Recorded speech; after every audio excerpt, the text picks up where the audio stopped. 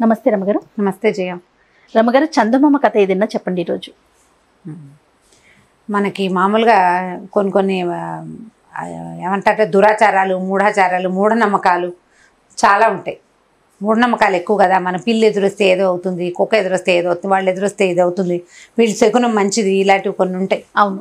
అయితే ఈ పిల్లి శకునం మీద ఒక కథ ఇంట్రెస్టింగ్గా ఉంటుంది.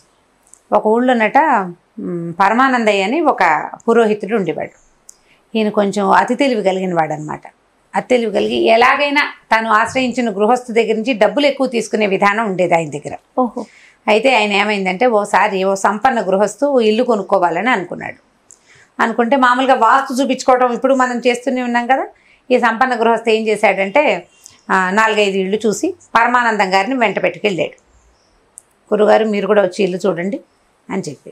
సరే, ఆయనకి బాగా నచ్చిన ఒక ఇంటికి తీసుకెళ్ళేసరికల్లా ఆ ఇంట్లోకి వెళ్తుండగా ఏమైంది, ఓ తల్లి పిల్లి 2 పిల్లి పిల్లలు ఆ ఇంటి అరుగు మీద కనపడేసరికల్లా వీళ్ళు అయ్యో పిల్లి ఎదురైందని ఆ గృహస్థు అక్కడే నుంచున్నాడు.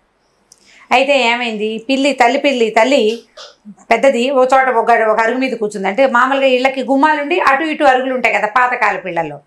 ఈ అరుగు మీద నుంచి ఆ అరుగు మీదకి పిల్లలు 2 జంప్ చేసినాయి. ఓకే. మామూలుగా ఎగురుతాయి కదా, అవి ఆడుకుంటున్నాయి అన్నమాట. అప్పుడు ఏమైంది, ఒక 5 నిమిషాల తర్వాత వీళ్ళతో వచ్చిన పనివాడు ఈ పిల్లుల్ని తరివేశాడు. వీళ్ళు పోయి అంటే ఒక 5 మినిట్స్ ఆగంటే పిల్లి ఎదురైతే ఒక 5 నిమిషాలు ఇంట్లోకి వెళ్ళి తర్వాత వెళ్ళాలా తెలుసు కదా మనకి. ఈ సిద్ధాంతం ప్రకారం వీళ్ళు ఒక 5-10 నిమిషాలు ఆగి కాసిన మంచినీళ్ళు తాగి ఆ ఇంట్లోకి వెళ్ళారు. ఇల్లు చాలా చాలా చాలా చాలా బాగుంది, ఎంతో బాగుంది, అది కొనేసుకోవాలి. అయితే పిల్లి ఎదురైందని ఆయనకు కొద్దిగా చిన్న లోపల కుశంకగా ఉంది, అనుమానంగా. అయితే పరమానందయ్య అన్నాడు, ఇల్లు చాలా బాగుందండి, అఖండంగా ఉంది, కాకపోతే దీనికి పిల్లి భూతాలు ఆవహించినాయని చెప్పాడు. ఓకే.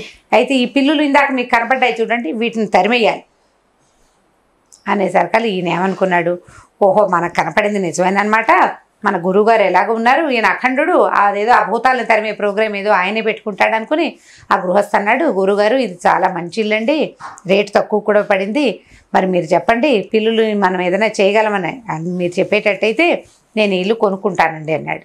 పరమానంద అన్నారు, ఏముంది దానికి పెద్ద హోమం, అది చేసేసుకోవాలి, ఒక బంగారపు పిల్లిని చేయించి దాన్ని నాకు దానం ఇచ్చావా, నీ పిల్లి భూతాలు నిన్ను వదిలిపెట్టేస్తాయి, ఆ పిల్లలు తల్లి ఏం మాట్లాడుకుంటున్నాయో తెలుసా, నువ్వు పెద్దవాళ్ళని వేసుకో మేము పిల్లల్ని వేసుకుంటామని ఇక్కడి నుంచి ఇక్కడ జంప్ చేసిన దూకే కదా, ఇంత సింపుల్గా దూకినంత తేలిగ్గా పిల్లల్ని లాగేస్తామని పిల్లులు చెప్తున్నాయి. ముందే కనుక వీటిని మనం ఇంట్లో నుంచి తరివేశామంటే భూతాల్ని, అప్పుడు ఇల్లు ప్రశాంతంగా ఉంటుందని నమ్మించాడు. ఈ గృహస్థ ఏమనుకున్నాడు, ఏముంది ఇల్లేమో తక్కువ రేటుకు వస్తుంది, హోమం చేసేస్తే సరిపోతుంది అంతే కదా అని హోమానికి ఒప్పుకున్నాడు. ఇల్లు కొనేసుకున్నారు, గృహప్రవేశం పెట్టుకున్నారు, పెద్ద హోమం చేశారు. ఈ హోమానికి చాలామంది ఋత్విక్కులు కావాలి, అంత హోమం చేయాలంటే చాలామంది కావాలి కదా. బోళ్ళంత మందిని పరమానందం గారే తన పరిచయస్తుల్ని పిలిచారు.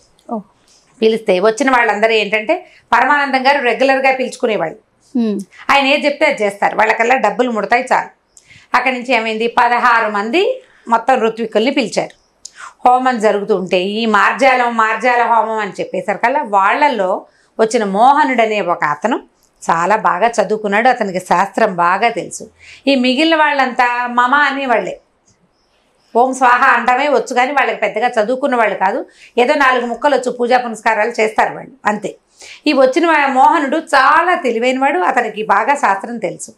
అతను ఈ మార్జాల హోమం ఏమిటి, మార్జాలానికి హోమం ఏమిటి, వీళ్ళ బొందా ఎక్కడా ఉండదు, వీళ్ళు ఏదో మసిపూసి మారేడుకాయ చేస్తున్నారని కనిపెట్టాడు. సరే, ఈ హోమం పూర్తయ్యాక వాళ్ళు ఒక బట్ట కప్పి ఒక వస్తువుని ఈ పరమానందయ్యకి దానం చేయటం చూశాడు. అతను ఏం దానం చేస్తున్నారు అనేది మెల్లిగా వాకప్ చేశాడు.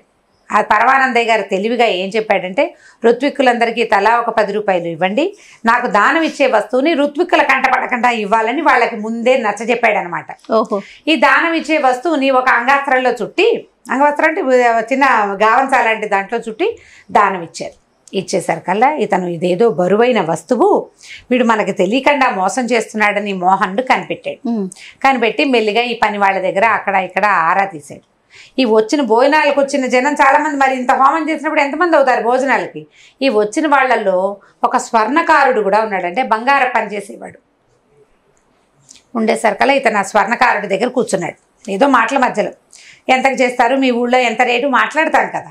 మాట్లాడేటప్పుడు ఈ బంగారపు వస్తువుల రేట్లు, తులానికి ఎంత తరుగు తీసుకుంటారు, ఇలాంటి ప్రశ్నలు వచ్చినప్పుడు మామూలు వాటికైతే వేరండి, విగ్రహాలు అవి చేయటానికి బాగా ఎక్కువ పడుతుందండి, సమయం తీసుకుంటుంది అన్నాడు. దేవుడి విగ్రహాలు చేస్తారంటే కాదండి, పిల్లి లాంటి జంతువుల విగ్రహాలు అని చెప్పాడు. చెప్పేసరికల్లా ఇతనికి ఏమనుమానం వచ్చింది, ఈ మార్జాల హోమం అన్నారు వీళ్ళు, ఆయనకి ఏదో పరమానందయ్య గారికి దానం చేశారు, అదేదో బరువైన వస్తువులు ఉంది, కొంప తీసి వీళ్ళు కానీ పిల్లి బంగారంతో పిల్లిని తయారు చేయించి దానం చేశారేమోనని డౌట్ వచ్చింది.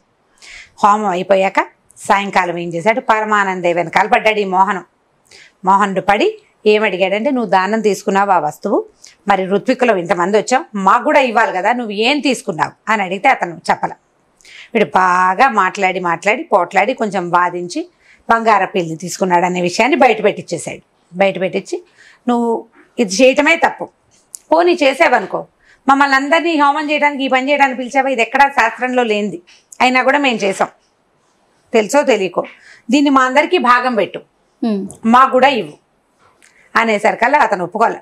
గడుదుగుడ్డు ఇదంతా నేను ఏర్పాటు చేసుకున్నాను నా తెలివితేటలతోటి, నా పైగా గృహస్థు నన్ను నమ్మినవాడు, నేనెందుకు ఇస్తాను, నేను ససేమిరా ఇవ్వను అన్నాడు. అనేసరికల్లా వీడికి శాస్తి చేయాలని, నేను నువ్వు చెప్పట్లేదు కదా, నువ్వు ఇవ్వనంటున్నావు, నేను పోయి మీ ఓనర్కి చెప్తానంటే గృహస్థుకి చెప్తాడు. ఎవరైతే ఎవరి ఆశ్రమంలో ఈయన ఉన్నాడో పరమానంద గారు, పిల్లిని దానం ఇచ్చిన ఇంటి వాళ్ళు ఉన్నారు కదా, వాళ్ళకి వెళ్ళి చెప్తానన్నాడు.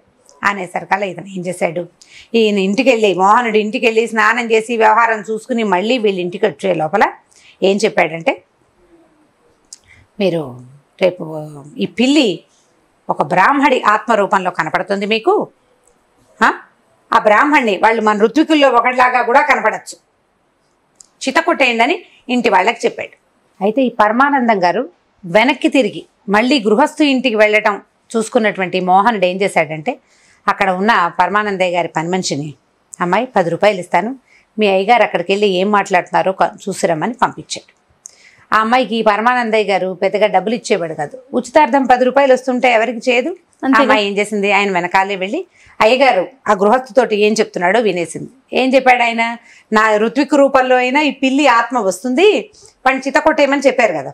ఇది వినేసి ఆ అమ్మాయి ఏం చేసిందంటే వెనక్కి వచ్చి మోహనుడికి చెప్పింది, ఋత్విక్ రూపంలో వస్తారు, బ్రాహ్మణ రూపంలో ఎవరో పిల్లి ఆత్మ వస్తుందిటండి, ఆ ఆత్మని చితకొట్టేయమని గృహస్థుకి చెప్తున్నారండి మా అయ్యగారు అని చెప్పింది. చెప్పంగానే ఈయన అనుకున్నాడు, ఓహో వీడు నన్ను తన్నించడానికి ప్రయత్నం చేస్తున్నాడు అనుకుని ఈయన ఏం చేశాడు, సరే ఇంటికి వెళ్ళిపోయిన తర్వాత బాగా చీకటి పడ్డాక ఏ గృహస్థు ఇంట్లో వీళ్ళు పూజ చేశారో ఆ గృహస్థు ఇంటి దాకా వచ్చి, పనివాళ్ళు బాగా సాయంకాలం రాత్రిపూట ఏముంది 8 గంటలకల్లా అన్నాలు తినేసి వాకిళ్లలో పడుకుంటారు, అందులో పొద్దున తనకి కబుర్లు చెప్తూ మా పనులు చేస్తూ తిరిగిన ఒక కుర్రాడిని చేరపిలిచాడు, రారా అబ్బాయి నీకో పని చెప్తాను, 10 రూపాయలు ఇస్తానని చెప్పి నువ్వు ఇప్పుడు పరిగెత్తుకుంటూ వెళ్ళి పరమానందయ్య గారి ఇంటికి వెళ్ళి అయ్యగారికి ఏదో ముంచుకొచ్చి విరుచుకు పడిపోయారని చెప్పిరా.